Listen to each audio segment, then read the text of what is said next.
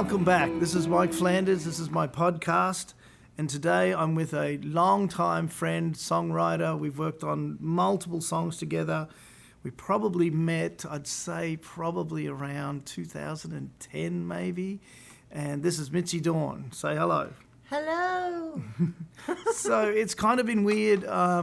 Since I started doing these podcasts, 95.5% of them have been pretty much discussing an artist I've worked with and the songs that we've kind of written, or, the production sort of format or the fabric of the song or whatever. This is a very different one, this one today, because so far all the people we've spoken to, the body of work's been pretty much, very minimal or just the record or whatever. But Mitzi and I met under unusual circumstances through a next door neighbour on Music Row when Music Row was Music Row.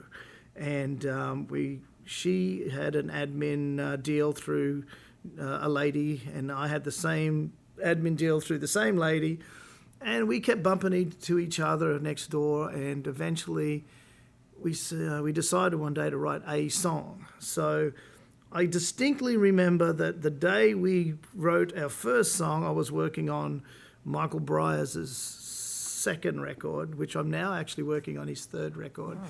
And which is kind of fun. And the first song we wrote was... see if you remember. Notebook. Yes! Oh, my God. Yes. Yeah. Yeah. And so she came in, and I was playing some slide on Michael's record, and she had a notebook. So you can sort of kick in on the notebook, and then we'll keep the story rolling. I feel like the notebook was, oh, Lord, it was trauma. I had just gotten sober. I had just coming out of like a crippling cocaine addiction. I think I had like serotonin withdrawal, like all of that. Like I was just super sad. And somebody, John Stone, his mother, Mama Stone, had given me an assignment to finish the word, like I do this and I like this and I don't like that, just to try to like connect with myself, because I was so disconnected. And we had come together to write, and the surprising thing was about Michael that was so beautiful and amazing is that normally when we come together to write with somebody, especially somebody like Michael who's got success, this cricket is stalking me. Yep. Sorry. Somebody who's got success is that, they want to write for a particular artist, especially somebody like figure out who's going to have the best success and bang for your buck kind of a thing, like right for Faith Hill or whoever today. Hill, yeah. And so when I got there, and he just was like, "No, let's what you got in your notebook." And I was kind of like, "Oh, you don't want to look in here." And I did, and that was so magical. I forgot all about that, but you started playing a track that you had, and I started singing the top of the notebook, and when I sang the last word in the notebook, your track ended.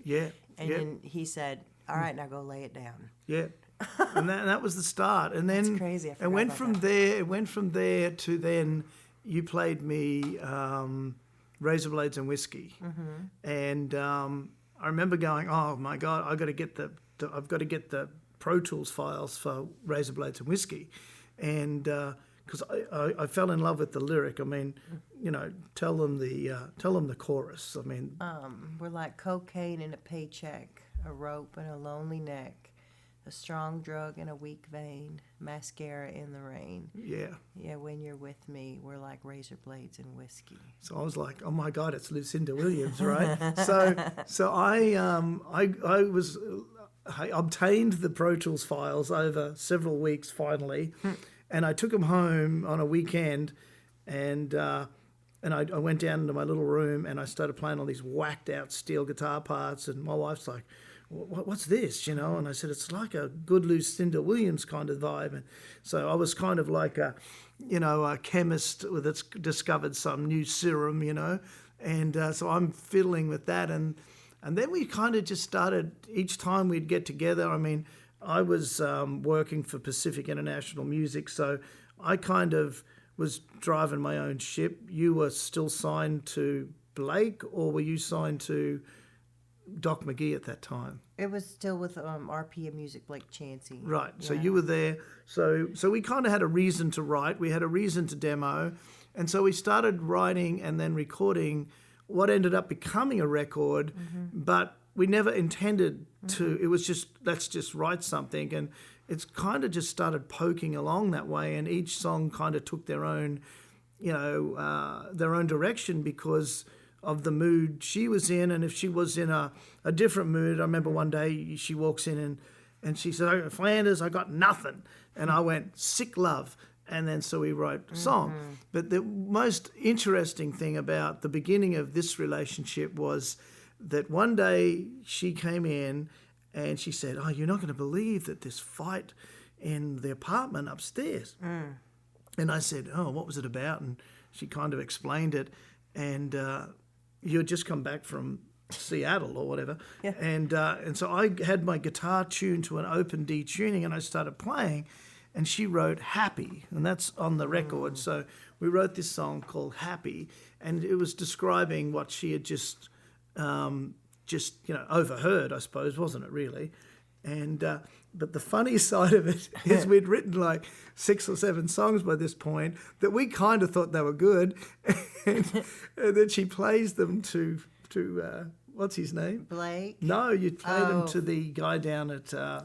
Frank Rand. Yeah, who has an incredible history, right? Michael Jackson. And, Yeah.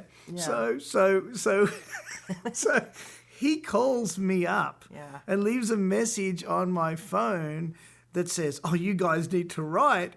And Mitzi had already handed like 7 songs that were obviously oblivious to him. Right. And we were so sort of chuffed about it. I actually recorded the phone message and put it in my iTunes of him saying, "You guys have got to get together more often," and blah, blah, blah.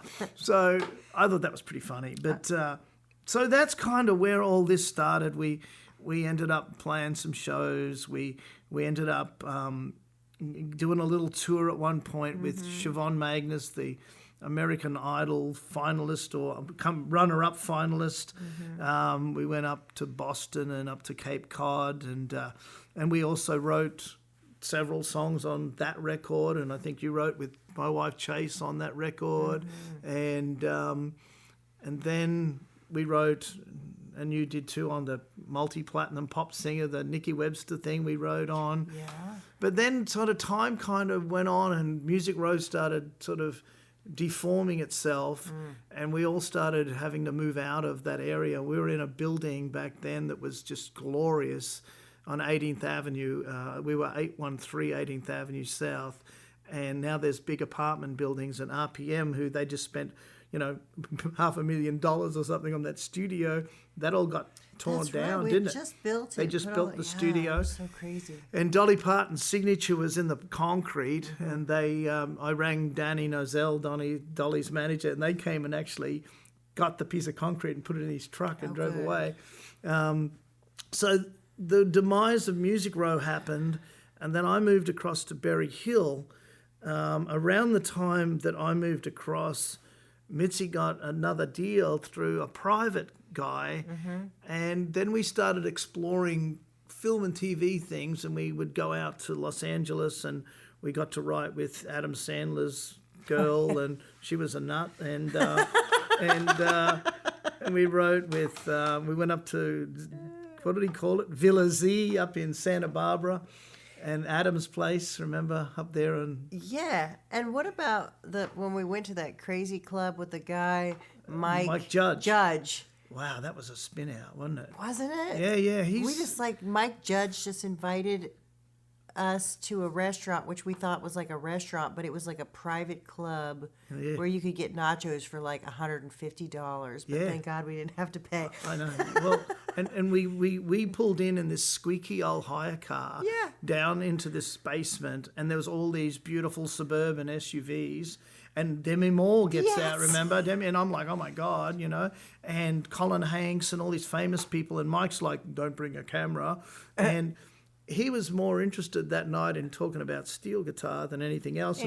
And I just wanted to kind of find out what his game was. But he's messaged me quite a lot about different things over the last few years, you know. He's so yeah, great. he's kind of odd, but obviously his story was amazing, and it was an experience. I mean, because I had no clue who he was when he It hit was us the up somehow. strangest- Well, I don't know. Clifton Collins Jr., the actor, Yeah, who also did Jamie Johnson's video. He produced a video, but he's the actor. He's the one that was like, "Oh, my buddy Mike, he loves razor blades, and you should message him." And so I did. And then I looked up who he was and was like, "Holy crap, That's Beavis right. and Butthead!" Like, yeah. We all were the- on the plane, and you were like, "Look at this like, dude." Look at this guy. Like he's like really amazing. And so he just wanted to hang out, but I wasn't sure. You remember? Yeah. I was like, Mike. Yeah, See, I brought Mike just because I was nervous because I wasn't sure. And Yeah. then when I brought him, the two of them just talked about steel guitar. the talked whole about damn steel time. guitar. I sat Yeah. there and eat $150 I plate of know. nachos. And the food, considering the place, the food was not really that good. No, it was just the atmosphere, I guess. I don't know. Yeah. And he was a massive fan of Lloyd Green, and he couldn't believe that I'd recorded with Lloyd Green, and Lloyd's 82 now. So skip along, we started doing things like that, That's so and crazy. then she had that deal, and I was still with Pacific International Music in another building, and then we started kind of having like one day a week where we would compose in the afternoon, and Dustin was with us, and then we'd kind of create master recordings, and I don't know how many tunes we've written together. It's probably over 100, maybe. Yeah, I'm sure. Because we wrote on a lot of Australian artists' records, and then we wrote things with Loretta's granddaughter, and lots of different people. So who knows what's even got lost in the net, I know. But I've got I would think I've got about 80 or so in my iTunes. Yeah. Because I've got "Fuck You Disease," and I've got our version of. Remember we did a version of Johnny Cash's "Ringer." Oh, I've got that. Yeah. Yeah. And then there's all the stuff we wrote with Betsy, Yep. and there's the stuff we wrote with Adam, and so that's all in my iTunes. So, there's a lot of material sitting there. There's so many. And they're really, what's funny? You mentioned Frank Rand. He's retired now, and he is in where retired people go in California, Palm Springs. Oh, jeez. Yeah, fancy butt. And he called me to tell me he was listening through. This was recent, a hand to God, to tell me he was listening through to our catalog, and he really thinks that there's some great songs in there, and he's going to try to sell the catalog. Wow. And he just thought I should know. And I'm just cracking up because there's so many. There are great songs in there. I was hoping that I was going to make some money and go and scoop in and grab it without anybody noticing. But he's noticing. So we'll have to let it sit for a second. But we didn't say that on a mic. yeah, No. he just called me. He's so random, that dude. So random. Just like, I just want you to know I dropped the ball. And like, I know you could have got these cut if we would have figured it out. So your latest, you did get a nice big cut recently, though, right? Oh, Reba? Didn't you get the Ronnie Dunn Oh, tune? yeah. Yeah. Ronnie Dunn. But the latest one was Reba Mcentire. I didn't even out know of about that. nowhere. Really? So what's the title? It's called While You Were Sleeping. Wow. And you know how usually we pitch a song, like we pitch it, and then we hear it's on hold, and then we hear like, oh, she cut it, or he, whatever, and then you got to wait to hear, did it make the record, all these things. The last two cuts, the Ronnie Dunn and this Reba Mcentire, they just called me, the label called me, needing label copy information. They just rang you Personally. yourself. Yeah, and she was like, How do they even find you? Just through BMI registration or something? yeah. So they call me up and they're like, we need your information for this Reba cut. And I was like, I feel like you have the wrong person. So you didn't even remember you wrote it? I knew I wrote it, but I didn't. I mean, that song is called While You Were Sleeping. It's one of the first songs that I wrote when I moved it in a co-write when I moved here 17 years ago. Holy dooly. So that means. So who was the co-writer? So that's where it gets funny. John? No, the co-writer is Robin Bruce and Bonnie Baker. And the reason it's funny is that, during active addiction, long story short, I was named in Robin Bruce's and Trey Bruce. Anyway, in their divorce as like why they got divorced. Because you brought that young artist in or whatever, or that time, or Well, I know there was some kind of squirrely shit or whatever. He wound up. He married her sister, but okay. Before he married her, she blamed me. So I haven't seen her since then, and I'm like, oh God. This is probably gonna be my luck. Yeah. Fucking. She's gonna go. We're not cutting this tune. Or no, what I was thinking is like she's gonna cut it, and I'm gonna have to go to the awards and hear about what a terrible person I am for my co-writer on the microphone. She wrecked my marriage. I don't know. I should be laughing, but like it gave me a mini heart attack when I heard like what song it was. I was like, why that one? Oh my God! Yeah, I don't want to have to. Holy dooly! Yeah. So. But it was 17 years ago they just called, and so this song is very country, and it just must have been either something that Buddy Cannon has been hanging on to, waiting on one of his like. He knows songs, that dude, man. Yeah, I think he just like. He's deep. That cat's deep. Yeah, I don't know how I don't know how they would have heard it any other way. Man. It's so country though, and When's it come out? it's out. Oh shit! Okay. Yeah. She released. I mean. It's on her record, Stronger Than the Truth. Man, I got to hear it. That's amazing. Yeah. So I suppose while Mitzi's talking about 17 years, you know, I got the edge of a lot of these stories, you know, because I've been here 12 years and we probably met after I was here maybe 3 or 4 years. So she, I would say something and she'd say, oh, well, you know, we came to town at the same time. So she used to hang out with Eric Church, John Rich, Gretchen Wilson, and they were all at your starting blocks, weren't they? Mm-hmm. When I moved here, Eric moved my couch up 3 flights at like Eric Church. Yeah, it was moved me. Your couch. Yeah, it was me and Eric and John Stone and Eric Church. We were 3 peas in a pod. We did everything together. And when one of us didn't have money, the other one would pay. Yeah. The rule was that I was going to make it first because I was pretty. And then John was going to make it second because he was super persistent. And then we were going to help Eric. Yeah, I'm like, Eric, happened. do you remember that time? Yeah, so Eric wrote that song. It changed everything, one song. That Ride the Lightning. Yeah, right. And then all of a sudden, everybody wanted to know who Eric was. Well, he's got a kind of a very cool thing. Mm-hmm. I mean, he does. Was he cool then, or? He's always been a sweetheart. I don't know that I would have used the word cool, and he wouldn't be angry with me over that. I mean, like, you know, they both had, like, kind of mullets, and their jeans were super tight and pulled up high, like the Wrangler. Yeah, they're trying to be cowboys kind of dude. It was adorable. Yeah. Yeah. But So great. So that was Eric, and did he really think? Did any of those guys think they were just going to be songwriters, or they always thought they were going to be artists, songwriters? I think that John always thought he would be an artist, John Stone, and he's still working on it. Eric was just happy to be John here. did have some hits. Mm-hmm. That Rascal Flatts thing he wrote Yeah. with Jeffrey Steele and whatever, right? Oh, So yeah, he's done great. that was always written for John, though, wasn't it? I don't think that was ever written for Flatts, was it? I don't think John even I remember when he wrote the song, he was disappointed because he was getting in the room with these iconic writers, and he was just like, "Oh my God, it's called Me and My Gang." And but then now it made him $500,000 or something. he's fine with it, I'm sure. Yeah. But yeah, they were just you know, and John Rich, he had like a little tiny apartment, and we would make Jello shots and have parties, and it's crazy watching your friends Become superstars. Yeah, and watching them, and it's just like. It doesn't. I don't know. I don't think that you ever stop looking at them as like those kids that you. Yeah. You know what I mean? Of course, because that. It's kind of like takes your you back son. to Your time. son's playing in front of thousands of people. Yeah. You know, you're still looking at him like you better get your Yeah, crap get your ass together. over here. You need to play a guitar part. Right. I don't have any money. Yeah. Right.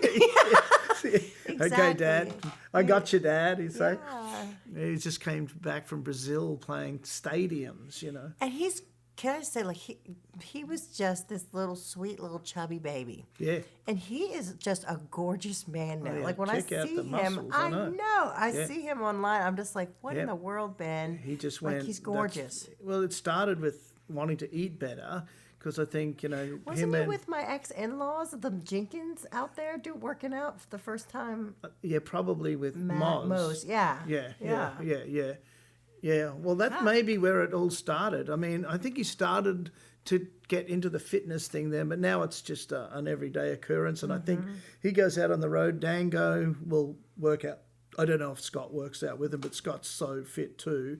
And I believe they ask him about fashion stuff and all kinds of stuff, So it's kind of funny. And he's become the musical director of that band. Of course. And now there's a new record, and now it's kind of really hooking along. So he's got a pretty good job, and they're good people, to work with for him. So it's incredible to watch that. So talk about, anyone would love this conversation because you're talking about people that were nobody, that are somebody. But what was your first meeting or impression of Gretchen?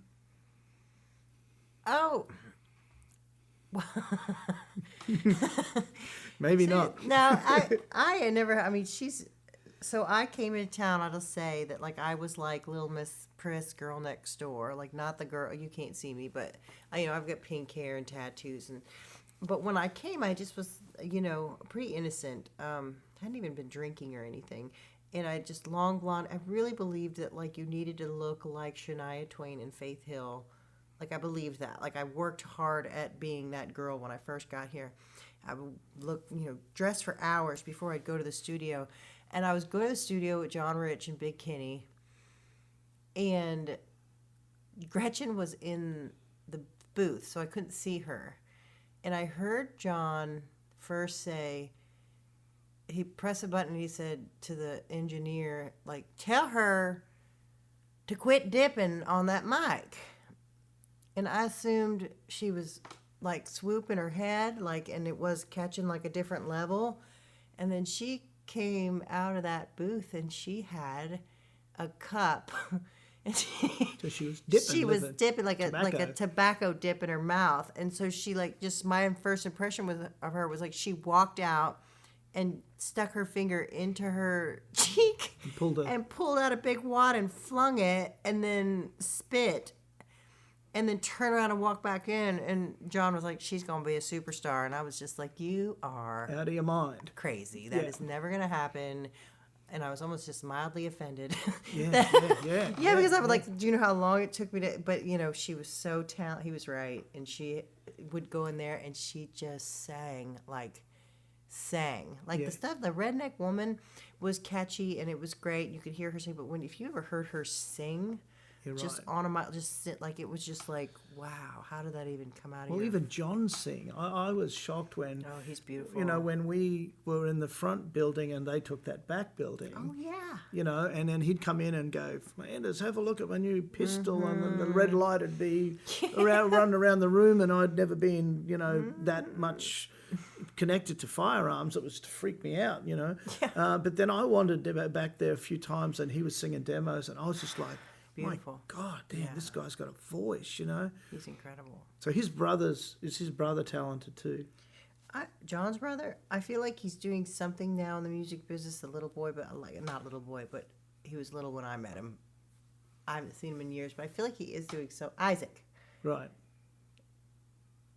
So John came from nothing too, though, didn't he? Yeah. Nothing. Trailer Parks. Yeah. Wow. He's not messing around right now. No.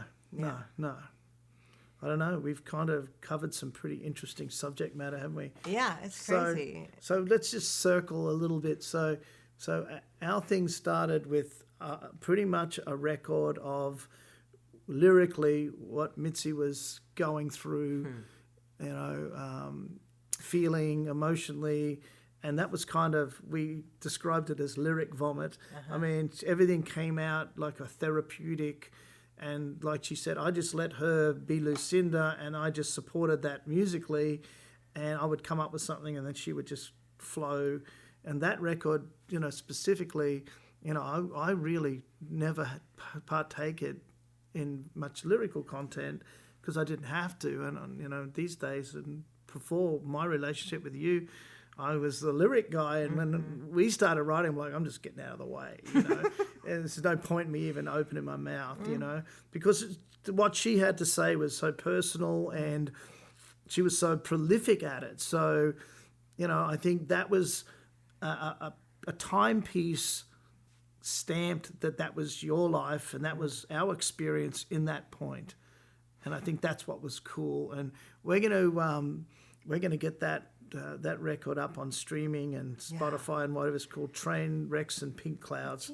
So we're gonna get that damn thing back out and re-released. We need to get it out there because you did a lot of things that were great, which that record never would have happened because you created a space, a safe space for that record, those words to come, like where other co-writers or producers, when you say something like, I wish there was less of me to hate. Oh man, that's killer. You remember that song? Of course I do. I wish there was less of me to hate. I just got chills. And you not only allowed it in the song, but you allowed it to be the hook.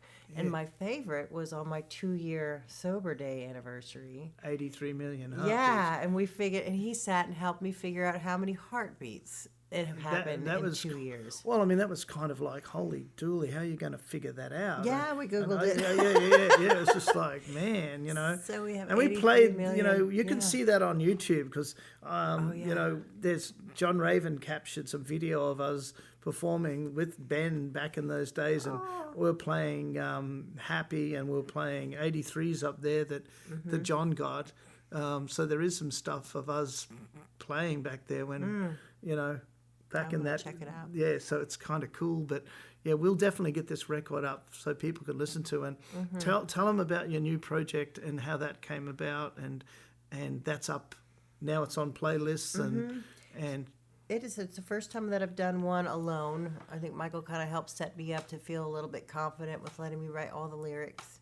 And I've been pretty isolated a little over the last, because Michael and I, with music, like he said, our music row, just leaving it kind of made me sad hearing you talk about it. I hadn't thought about it, but that was a family. And when they tore that down, it's just, it's not a family anymore. Right, we could sit outside the front of that building and, we sat on the porch and waved at each other from the porch to porch. Yeah, that's right. Yeah, and Heidi and Chase used to sit out there smoking and talking to people, and we used to, and Ben would sit around the corner, and that was a community. It was our community, and we would know, it just wasn't anything to know who was cutting and be able to walk over there and be like, hey, here's this. Yeah, it was a different era. So different. So it's kind of like went through like a phase of just like, you know what? I'm not going to do it anymore. Well, I think, my wife talks about all these great writers that just left. What am I going to do? And we've got friends that, not mentioning names, that are amazing songwriters that are selling auto parts, and, we were discussing earlier today, Mitzi and I, exactly that. It's like, I had a hiatus purely because we tried to find out where, where's the next resource. So, I was diving more into film and composing for film and trying to find out where's the next anchor. But I think we've thrown all that away and just gone. Well, because we're musicians. If we don't just do what we love, yeah, God's going to strike down on us and throw us back to where we're supposed to be. And that's kind of what's happened. Is we've all gone through some really weird times, and I think the planet's going through weird times, and I think we've all been, kind of more spiritual about the way we're thinking, the way we're living. Because we're worried about our future of our children and our grandchildren and what's the planet. And so there's a whole turn, not just what happened in our music business. The internet changed that. Yeah. And now we have to adapt to that. And that's what we're doing. Look at you with a podcast. And that's what we're doing. I mean, but it's accessible now. Like where before we had to share all of our royalties with publishing companies and all of these things. And it's like, I just made this record. It's all yours. I uploaded it, and I own it. And you were playing tonight, and a little girl was singing the song. And she heard it. And so she just told me the story. She said she could see this girl in the audience singing the lyrics, and she went up to the girl, and the girl said... She said it was in her suggested, what was it, on Spotify? New Discovery or Discovery. something. And I was just like, how? So they're putting me in the Discovery category on Spotify, and I did nothing except for upload the music, and it's just doing amazing. But I think that it's organic, like we were talking about. It's like I got rid of the how am I going to figure this out and who's going to like this and who's going to do it. And I was just like, you know what, I'm going to do it. Yep. And one person hears it and they love it, fine. If nobody hears it, I love it, it's okay. And then all of a sudden, since there's no kind of fear, when you take away the fear. You know, someone told me what FEAR stands for. Everything in run? No, it means FEAR stands for false illusions appearing real. So then they have the other, so you can either F everything and run or face everything and recover. Wow. Yeah. Okay, you're smarter than me. Well, no, I hear it in the 12-step meetings I go to. Right. Yeah, fair enough. Fair enough. Yeah. I didn't realize when I was scoring that film Wisdom to know the difference that it was even a recovery film until until I watched the whole film, because I got it in pieces. I had no clue, you know. So funny. Yeah. Oh my gosh. So that's kind of cool. So there's no fear, and I just put it out there, and then all of a sudden, you know, in 1 month there's like, I went from like 1,000 to over 3,000 fans, like in a month. It's just like every time I look, there's more people, and they're sharing, and they're talking about it. And then, like I was telling you, we had companies. I'm telling you, like, this was Tim McGraw's company, and Doc McGee has Darius Rucker and Kiss and Motley Crue and Van, like, and our songs, Jovi, our records didn't get on the thing. Like this record is just, and it had nothing to do with content. It just has to do with like the driver. Yeah, I guess everybody was, you know. And I think, you know, people are so tied up in their day-to-day, and there's people that have jobs that as long as they're showing up and doing their job, they don't have the emotional connection to the music we write. And I think the most difficult thing is in a town like this that, you know, there was kind of formats, and when those formats go away, and I just mean, you know, the publisher would say, you are doing this week, here's your rights that I've set up, and you would have regular rights, because all of a sudden the publisher would realise that magic happens with that group or whatever, and that's how these little clicks happen. Yeah. And, you know, I always wanted to be, I suppose, alternative, because I enjoy the alternative side, and when alternative people come into my world, I get kind of excited, because I want to go against the grain. And living in Australia, I was lucky enough that those people were drawn to me because of the music I was making. So I would be more of a magnet to that fabric. Right. And then when I started to get into record making here, you know, Coles Whalen from Colorado was kind of different, and Jill King, and then I met you, and so it was good for me around that time that there was music that I enjoyed doing and wanted to do. So, you know, but anyway. And you do. I mean, like, as soon as you, I mean, how incredible you are. Like, as soon as you started playing me the intro to this podcast, I was like, can we just write a song with that? Like, I love that. Like, every time you pick up a guitar, words start falling out of my face. And so, I want to do more of that. born to do that. Like, this is Well, your I know thing. it's kind of scary, and I think you know, the older we get, you know, someone said something to me a couple of weeks ago, and I think that was when the light bulb really started to switch on.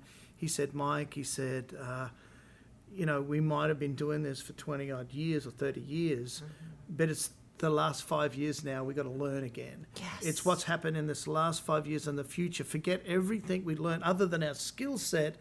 That is where we're going. And if we don't, and this whole playlist thing with the streamers, if Mitzi Dawn is on with Lucinda, with Mindy Smith, or with, you know, favourite, you know, Ingrid Michaelson, or that's how the whole world changes, because these kids, you know, they're discovering you through their favourite artists. So, and it's by association, where before, you know, we'd walk into a record shop back in the old days, and the guy behind the counter would say, hey man, I know you love Ray LaMontagne, you're going to love the new John Hyatt record, you know, or I saw you bought that Neil Young record, you're going to like Bob Dylan, or whatever that may have been.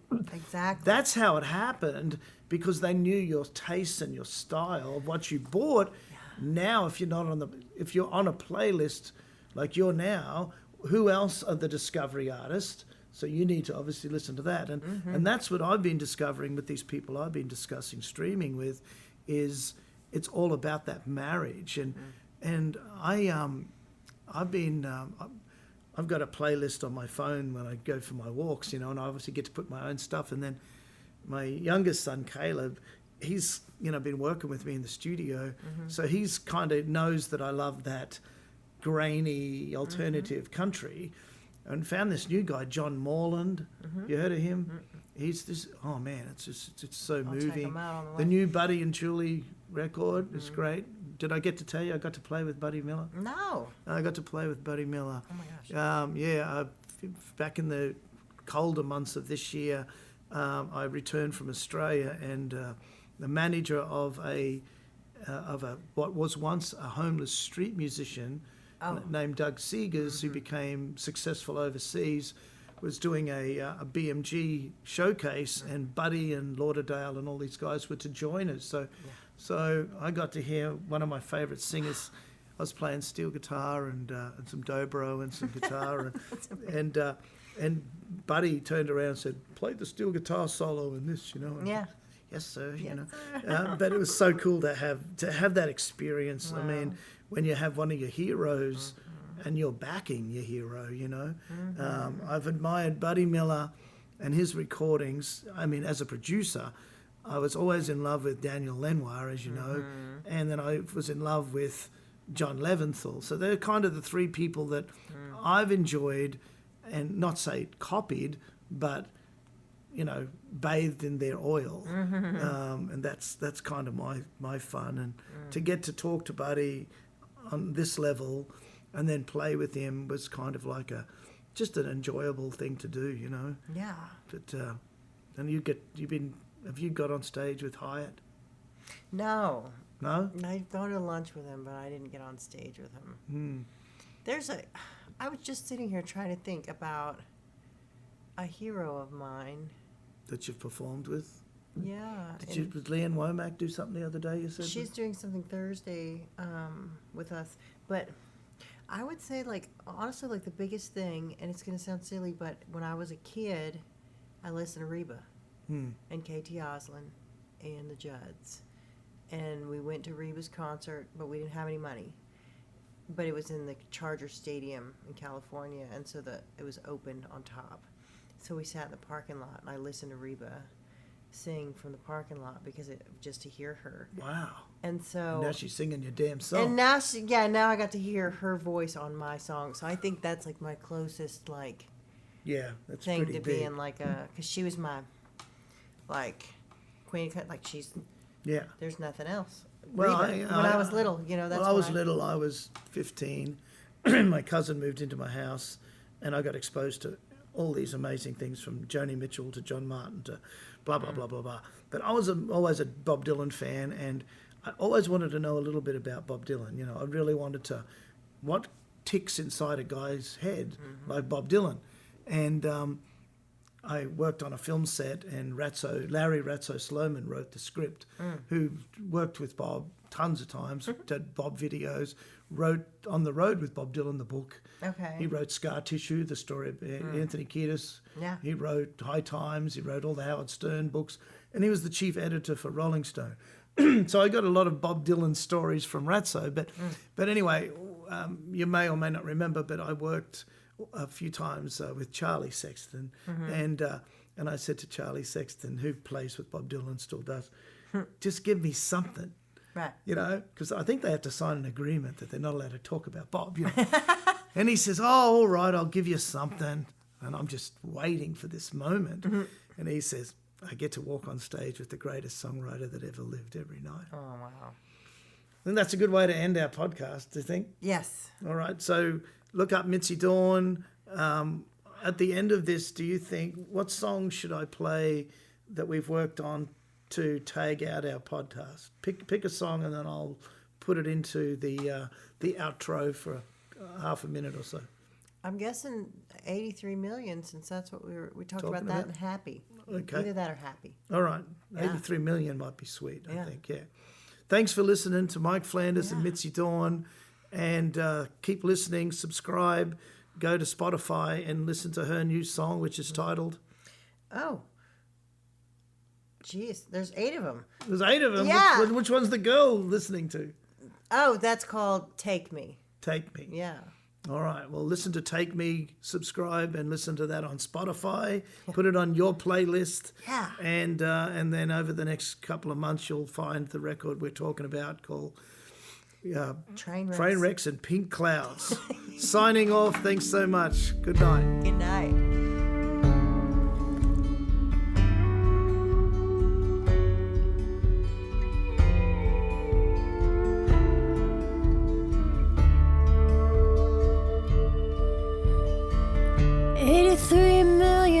Heartbeats and I finally feel better. But 2 years ago, I thought I'd never laugh again, never find my smile, never dance, never sing, but never only took a little while. Look at me now. It all worked out somehow, yeah. I'm happy, and I know that there's love wherever I go. I used to look for love in the strangest places. I thought I found it once, but I was mistaken. Yeah. It took what it took, it takes what it takes, and I can look back on each mistake and I can be gracious. 'Cause nothing changes if nothing changes in me. And when I look, I'm amazed at what I see. I'm happy, and I know that there's love wherever I go. I'm happy, and I'm whole. And when I look, I see love wherever I go. 83 million heartbeats, and I finally feel better. But 2 years ago, I thought I'd never